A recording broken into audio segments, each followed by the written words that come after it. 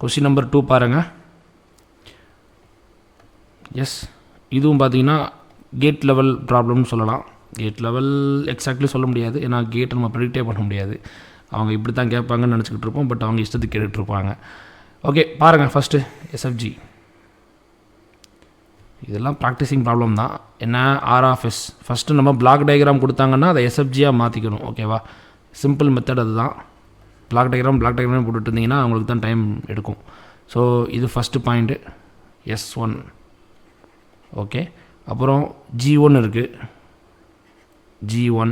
Okay, அப்புறம் S2 இருக்குது, S2. அப்புறம் G2 இருக்குது, G2. இந்த சம்மில் பார்த்தீங்கன்னா இது மைனஸுங்க. ஓகேவா, இது வந்து கொடுக்கல, மைனஸ் இது. ஓகே, வேறு என்ன? அடுத்து S3, அப்புறம் G3, அப்புறம் T1 ஒரு பாயிண்ட் இருக்கா?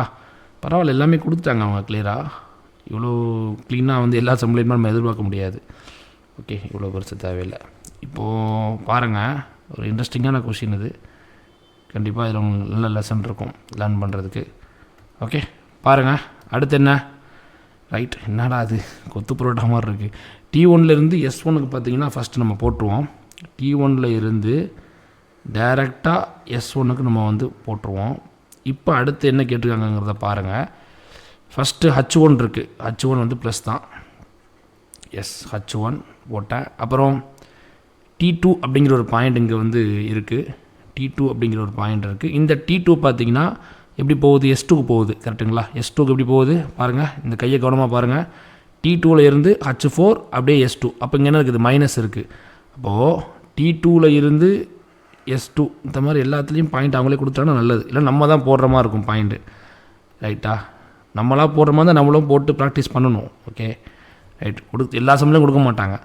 அப்புறம் T2லேருந்து T3 பார்த்தீங்கன்னா H2 இருக்குது. அப்போது T3ங்கிற ஒரு பாயிண்ட் இங்கே இருக்குது. அப்போ இங்கே T3ங்கிற பாயிண்ட் இருக்குது. இது என்ன? H2. ஓகே, T3யில் இருந்து S3க்கு பார்த்தீங்கன்னா என்ன இருக்குது? கவனமாக பாருங்கள், அந்த கையை கவனமாக பாருங்கள். T3யில் இருந்து H5 அப்படின்னு சொல்லிட்டு S3க்கு போகுது. அப்போது T3யில் இருந்து S3க்கு ஒரு பாயிண்ட் போகுது. இது என்ன? Okay, minus H5. எப்படி மைனஸ் சொல்கிறோம்? இங்கே மைனஸ் இருக்குது, இங்கேயும் மைனஸ் இருக்குது, அதனால் மைனஸ் H4. இப்போ அடுத்து பாருங்கள், D3யில் இருந்து S1க்கு. ஓகே, D3யில் இருந்து S1க்கு பார்த்தீங்கன்னா மைனஸ் H3. அவ்வளோதான், முடிஞ்சுதா? Minus H3. இது வந்து இந்த டைரக்ஷன் போட தெரியணும், இது ரொம்ப முக்கியம். ஓகே, அதுவும் ஃபாஸ்ட்டாக போடணும், அதுதான் அங்கே வந்து சேலஞ்சு. ஃபாஸ்ட்டாக ரொம்ப ஃபாஸ்ட் இல்லை, நீங்கள் எஸ்எஸ்சி ஜேஇ லெவலில் நீங்கள் ஃபாஸ்ட்டாக நீங்கள் சால்வ் பண்ணணும்லாம் அவசியம் இல்லை. அவங்களுக்கு வந்து அதே மாதிரி டிஆர்பி லெவல், உங்களுக்கு எஸ்எஸ்சி லெவலில் ஃபாஸ்ட்டாக போடணும் அவசியம் இல்லை. கேட்டுக்கு பார்த்தீங்கன்னா உங்களுக்கு வந்துட்டு 65 கொஷின்ஸ் தான் கொடுத்துருப்பாங்க. ஓகேங்களா? ஸோ நீங்கள் தாராளமாக டைம் எடுத்தே சால்வ் பண்ணலாம். அதுக்காக நம்ம கொஞ்சம் ப்ராக்டிஸ் பண்ணால் அது வந்துடும். ஓகேங்க, ஃபஸ்ட் நீங்கள் இப்போதைக்கு டைமை பற்றி யோசிக்காதீங்க. ஓகேவா? ரிலாக்ஸாக சால்வ் பண்ணுங்கள் கேட் கொஷினை பொறுத்த வரைக்கும். ஓகே, பார்ட் 1 என்ன இருக்குது? Forward part 1. இப்போ இந்த சம் சிம்பிள் ஆகிடுச்சு.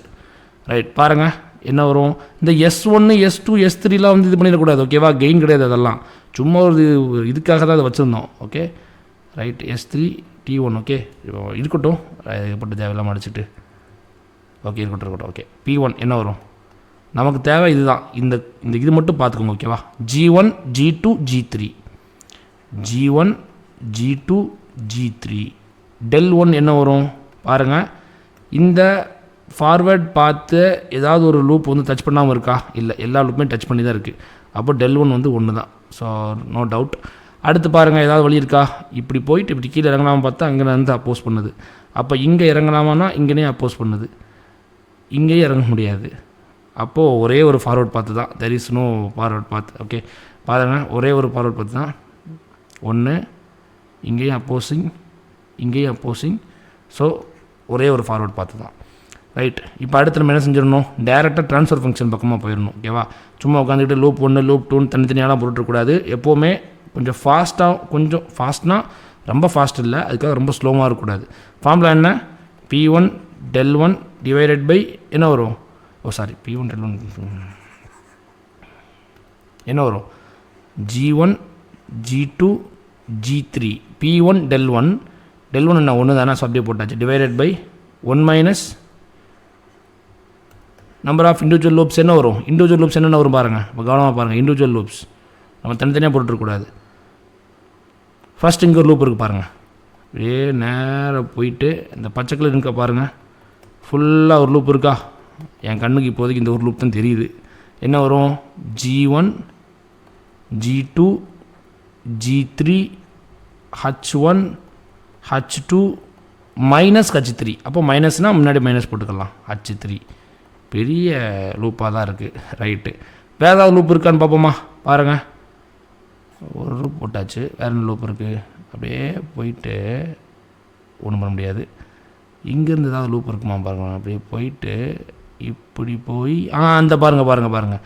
இங்கேருந்து இப்படியே போயிட்டு இந்த கையை கவனமாக பாருங்கள். அப்புறம் அப்படியே கீழே இறங்கி இங்கே ஒரு லூப் முடிஞ்சிடும். ஓகேவா?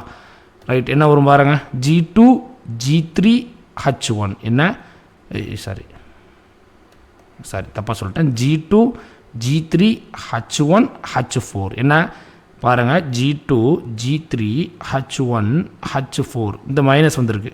அப்போ மைனஸ் வந்து நம்ம போட்டுக்க வேண்டியதான். Minus G2 G3 H1 H4. ஓகேவா? ரைட். வேறு ஏதாவது லூப் இருக்கா? இப்படி போயிட்டு இங்கேருந்து போயிட்டு இப்படி ஒன்று சொல்லியாச்சு. வேறு ஏதாவது வழி இருக்கா? இப்படியே போயிட்டு எப்படியோ போயிட்டுருக்கோம் பாருங்கள். எனக்கு தெரிஞ்சு இது ஒரு பெரிய லூப். ஓகே.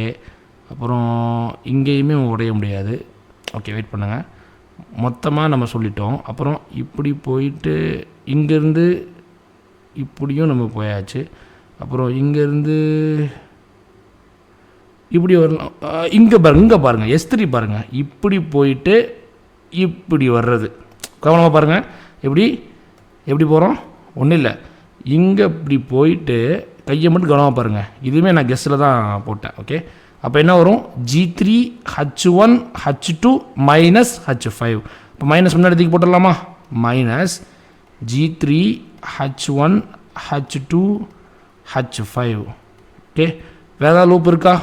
பாருங்கள். இங்கே ஒரு லூப்பு, அப்புறம் இங்கே ஒரு லூப், அப்புறம் மொத்தமாக ஒரு லூப். வேறு ஏதாவது லூப் இருக்கான்னு பார்ப்போமா? இப்படி போயிட்டு இது வாய்ப்பு இல்லை. இதுவே கெஸ்ட்டில் தான். இது 1, இது 2, இது வேறு வழியில். எஸ், அவ்வளோதாங்க. இதுக்கு மேலே லூப் என் கண்ணுக்கு தெரியல எதுவும். அவ்வளோதான். நான் டச்சிங் ஏதாவது இருக்கா இதில்? எதுவுமே நான் டச்சிங் கிடையாது. எல்லாமே டச்சிங்காக தான் இருக்குது. ரைட், அவ்வளோதான். இப்போ என்ன வரும்? G1 G2 G3. இந்த கிளாஸில் வந்து பார்த்தீங்கன்னா நம்ம ஜஸ்ட் பிளாக் டயக்ராமை வந்து எப்படி சிம்பிளிஃபிகேஷன் பண்ணுறதை பற்றி மட்டும் பார்க்கலாம். அடுத்த கிளாஸில் டபுள் இன்புட் பார்க்கலாம். Okay. Multi input multi output சிஸ்டம்லாம் இருக்குது. நம்ம அதெல்லாம் பார்க்கலாம். Okay. G1 G2 G3 H1 H2 H3 plus G2 G3 H1 H4 plus G3 H1 H2 H5. ஓகேங்களா? ஸோ இவ்வளோ தான் பார்த்தீங்கன்னா கான்செப்ட். இதில் ஏதாவது உங்களுக்கு வந்து டவுட் இருந்துச்சுன்னா கண்டிப்பாக வந்து கேளுங்க. நான் ஏதாவது மிஸ்டேக் பண்ணாலுமே கண்டிப்பாக மென்ஷன் பண்ணுங்கள். நான் வந்து கரெக்ட் பண்ணிக்கிறேன்.